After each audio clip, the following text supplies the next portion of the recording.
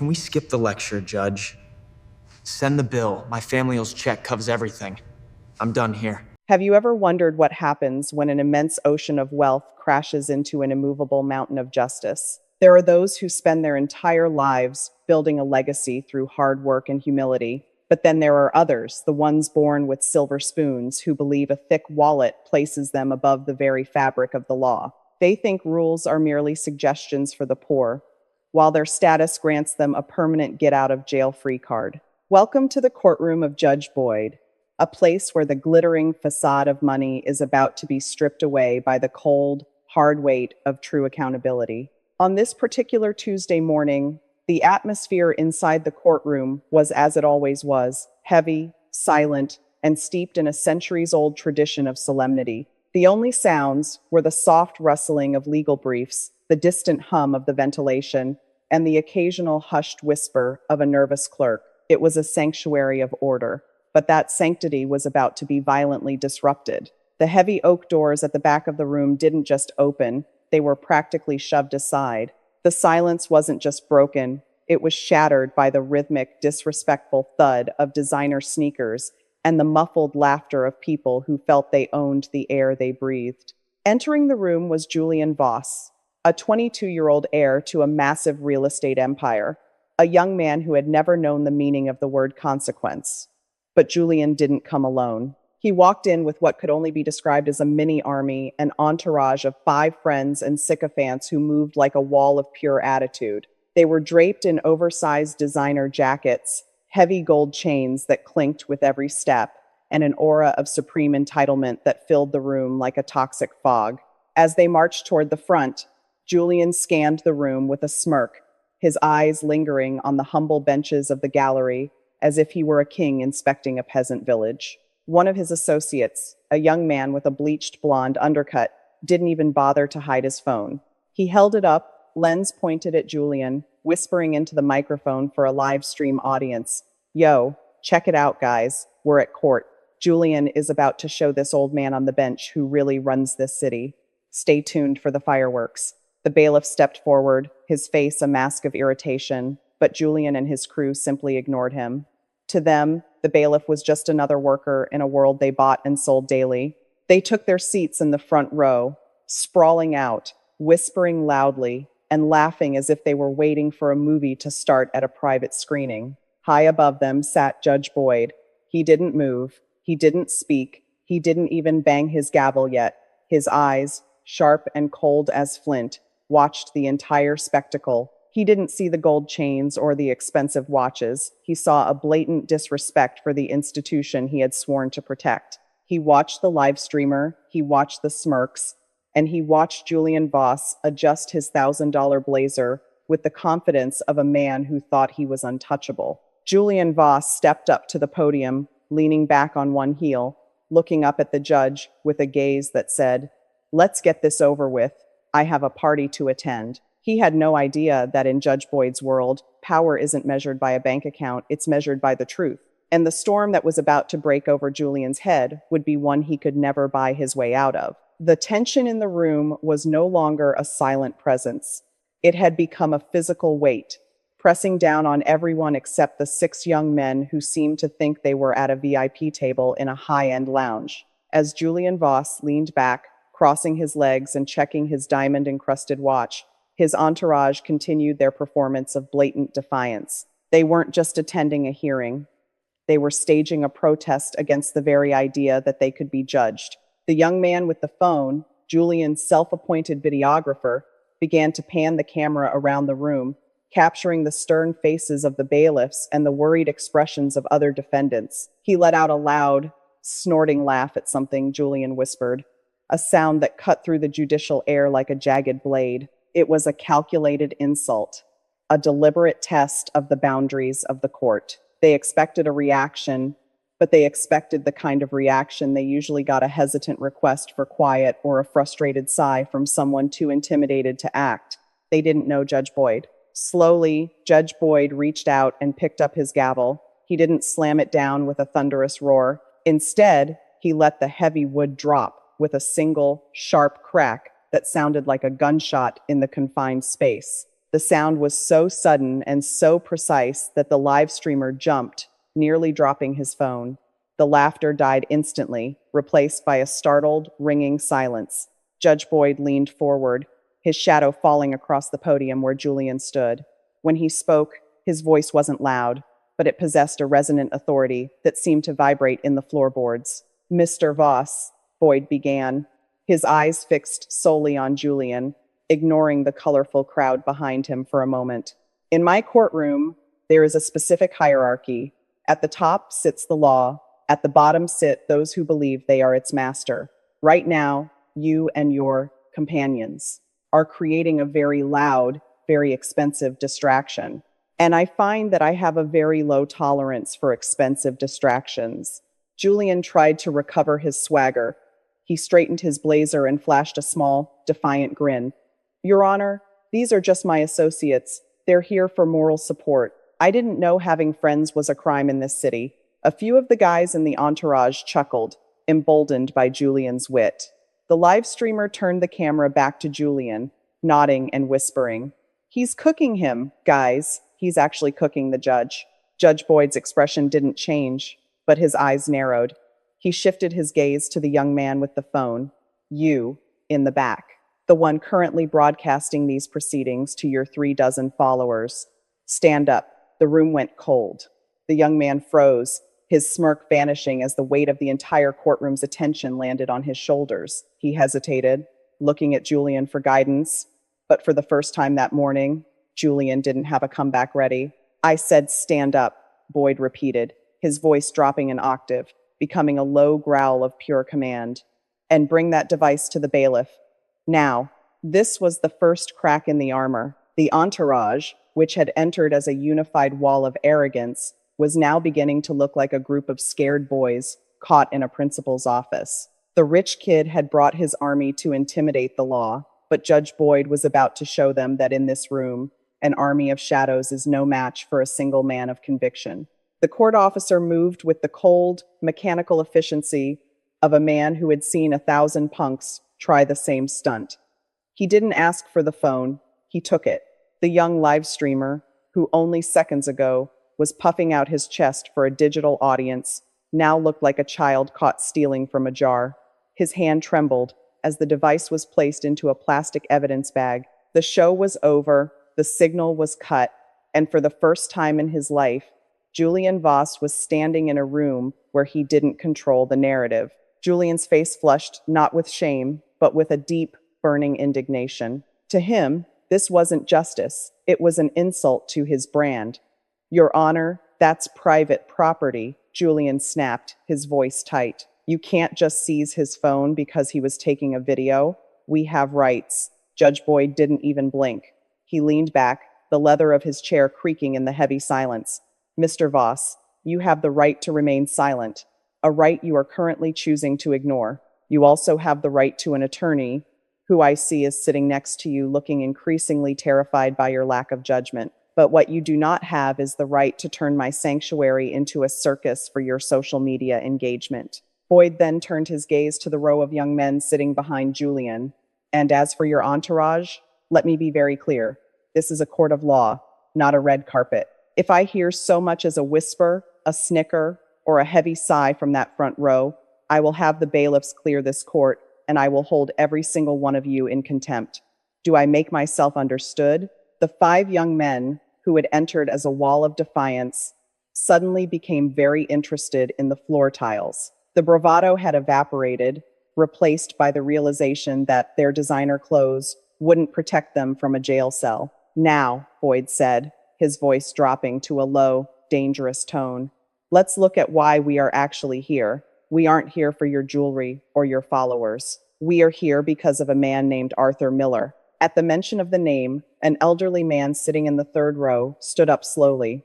Arthur was wearing a suit that was at least 20 years old, neatly pressed but fraying at the cuffs. His hands, weathered by decades of manual labor, gripped a cane for support. He looked at Julian not with anger, but with a profound, weary sadness. The contrast was staggering. On one side, the rich kid in $1,000 blazer, surrounded by his paid friends. On the other, a man who had lost his only means of transportation and nearly his life because Julian thought a red light was a suggestion. Julian didn't even look back at Arthur. He rolled his eyes, a gesture so small yet so toxic that it made the air in the room feel thinner. He thought he was still winning. He thought this was just a hurdle he could jump over with his father's checkbook. He had no idea that Judge Boyd had already seen enough, and the hammer was about to drop with a force Julian's world had never felt before. Julian Voss stood at the podium, his fingers tracing the edge of his tailored cufflink, a subconscious twitch to remind himself of the world he came from. To Julian, this courtroom wasn't a place of moral reckoning. It was merely an inconvenient pit stop, a bureaucratic glitch that his father's vast fortune was destined to fix. He had spent his entire life believing that every problem had a price tag, and every person had a breaking point. Your Honor, Julian began, his voice practiced and smooth, carrying that silver-tongued tone his expensive lawyers had spent weeks refining. I want to express my deepest sympathy for Mr. Miller.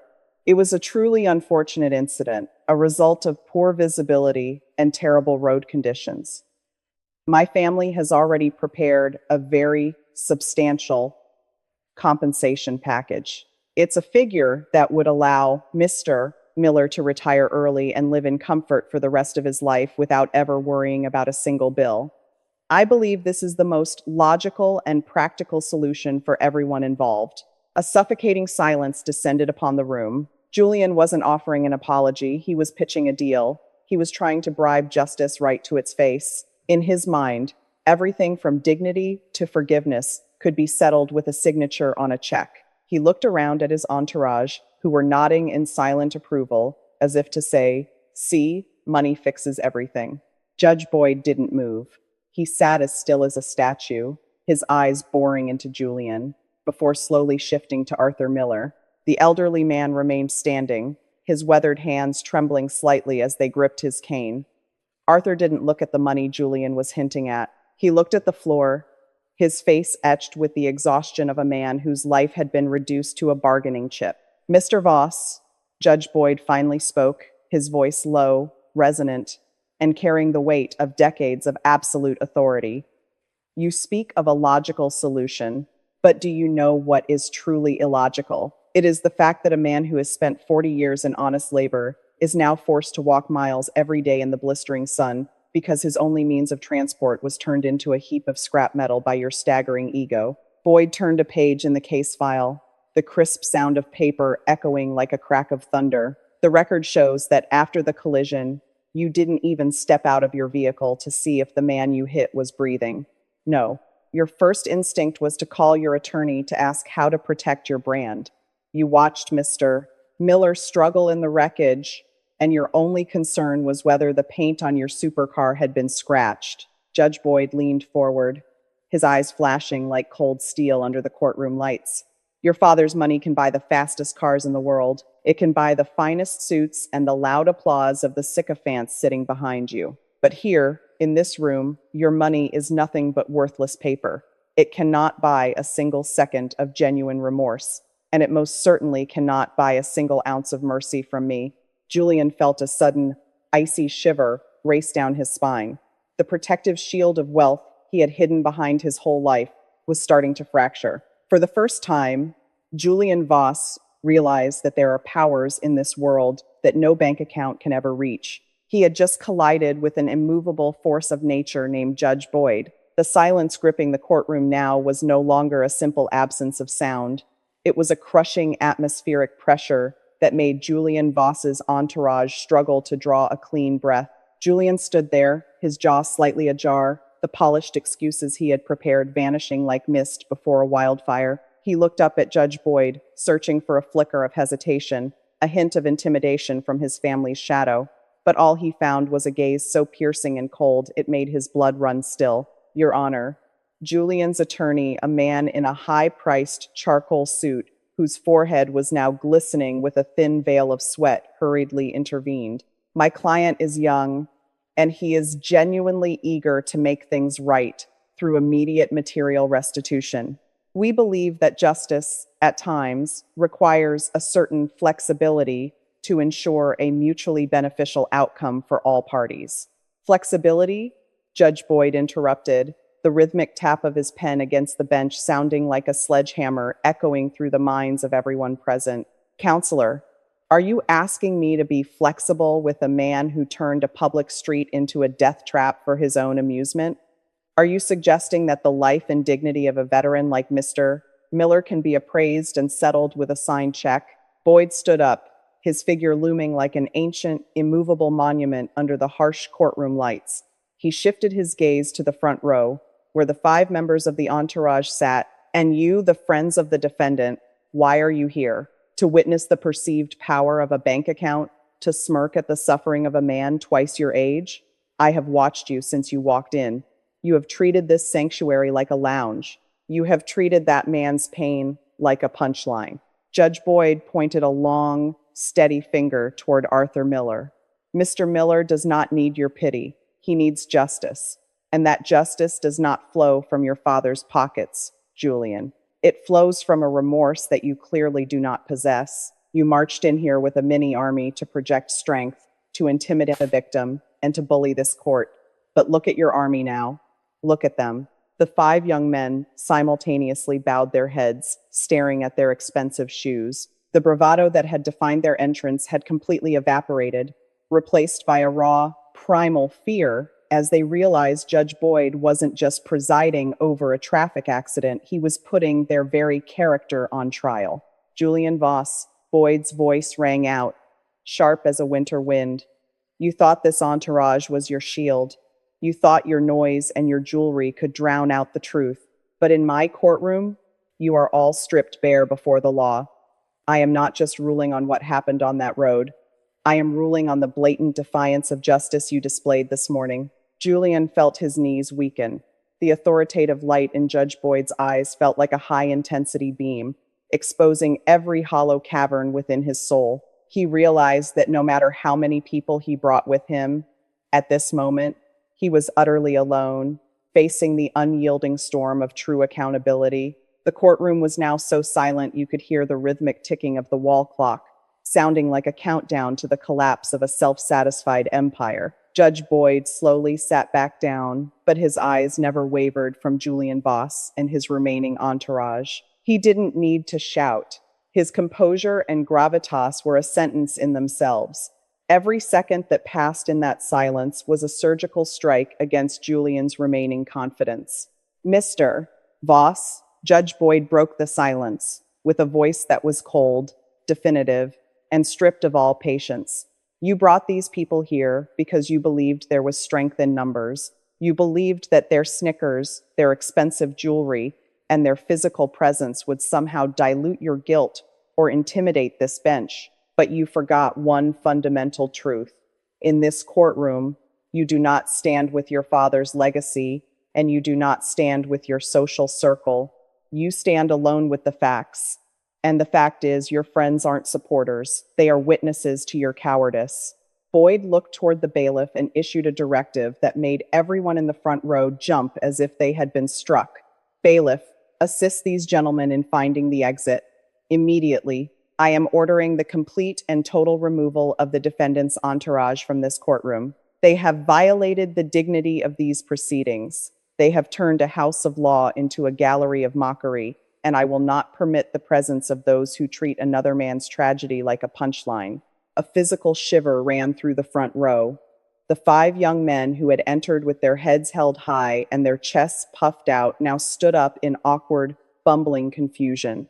There was no more laughter, no more whispered jokes, no more likes or shares. They were escorted out under the stern, unyielding gaze of court officers. One by one, they disappeared through the heavy oak doors. And as the last one exited, the sound of the door latch clicking shut echoed like a final judgment. Julian Voss was now standing entirely alone at the podium. His human shield had been stripped away. His audience was gone. The cameras were off. He stood there, his hands gripping the wood of the podium so hard, his knuckles turned a ghostly white. The sudden loneliness was a terrifying reality. There was no one left to perform for, no one to validate his ego. There was only him, the man he had nearly killed, and the titan that was Judge Boyd looking down from the bench. Now that this room has been cleared of meaningless noise and expensive distractions, Boyd said, his voice dropping an octave but gaining a new, sharper edge that cut through the air, we are going to discuss the true cost of your actions. Not the restitution package you've been boasting about, but the criminal accountability you must face. You think you can use money to bleach a stain off your record? You are mistaken. The law is not a commodity to be bargained for, and neither is your freedom. You came here seeking a spectacle, Mr. Voss. I am going to give you the truth.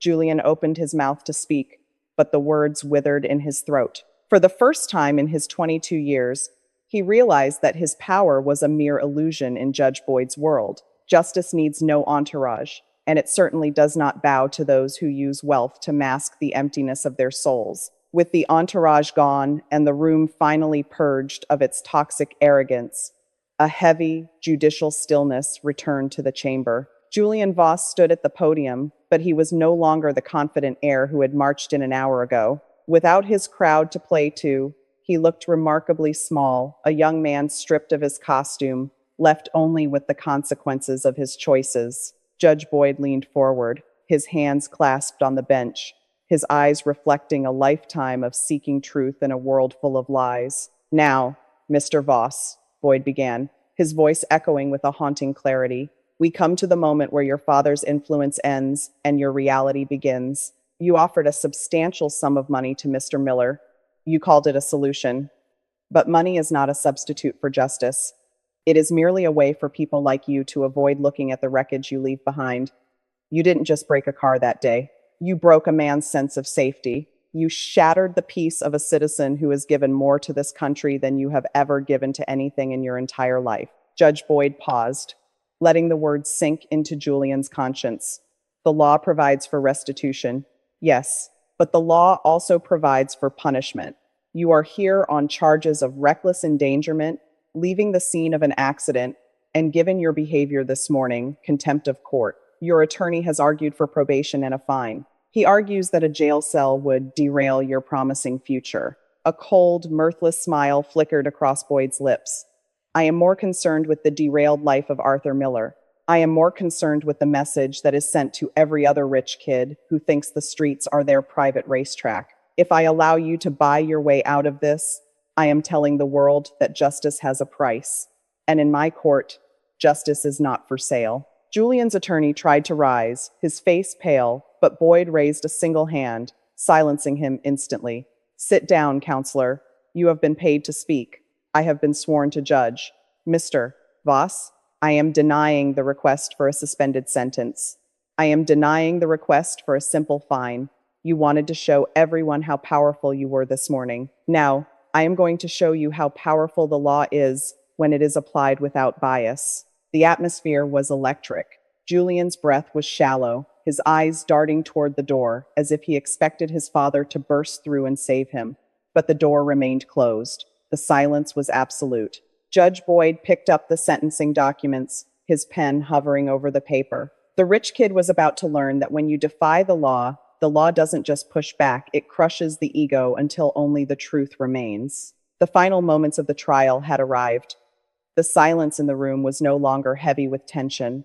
It was heavy with the solemnity of a life-altering truth. Julian Voss stood alone, his expensive designer jacket now looking like a shroud rather than a symbol of status. He looked up at Judge Boyd, waiting for the final blow, his eyes finally reflecting a flicker of the fear that Arthur Miller must have felt on that dark road months ago. Judge Boyd picked up the heavy wooden gavel, but he didn't strike it yet. He leaned over the bench, speaking directly into the microphone, his voice echoing through the chamber and into the hearts of everyone watching. Mr. Voss, you came here with a crowd to hide your shame. You brought a checkbook to bury your guilt. You thought that by surrounding yourself with noise, the world would forget the silence of your victim. But in this room, the law has a long memory. For the charges of reckless endangerment and leaving the scene of a crime, I hereby sentence you to 18 months in state custody with no possibility of early release for good behavior or family influence. A collective gasp rippled through the gallery. Julian's knees finally buckled, and he grabbed the podium to keep from collapsing. The rich kid who thought he owned the city was now just another number in the system. And as for the restitution, Boyd continued, his tone cooling to a sub-zero edge. You will not just sign a check and walk away. You will pay for Mr. Miller's medical care in full, but you will also perform 1,000 hours of community service, not in a comfortable office, but in a rehabilitation center for victims of reckless driving. You will look into the eyes of people whose lives were shattered by egos like yours every single day for the next 2 years. Boyd then turned his gaze to Arthur Miller. The elderly man nodded slowly, a single tear of relief tracing a path down his weathered cheek. It wasn't about the money anymore. It was about the fact that for the first time, his life mattered more than someone else's wealth. Mr. Miller, Boyd said softly, I hope this allows you to find some peace. Justice may be slow, but it is not blind. Then, with a final, thunderous crack, Judge Boyd brought the gavel down. The sound vibrated through the floorboards, a definitive end to the reign of Julian Voss's arrogance. Bailiff, Boyd commanded, his voice as sharp as a blade, take him away, and make sure he leaves his jewelry at the door. He won't be needing it where he's going. As the officers led a trembling, silent Julian Voss through the side door, the courtroom remained still. Judge Boyd watched him go, a solitary figure of unyielding integrity. He had silenced the entourage. He had dismantled the ego. And he had proven once and for all that in the face of true justice, gold has no weight.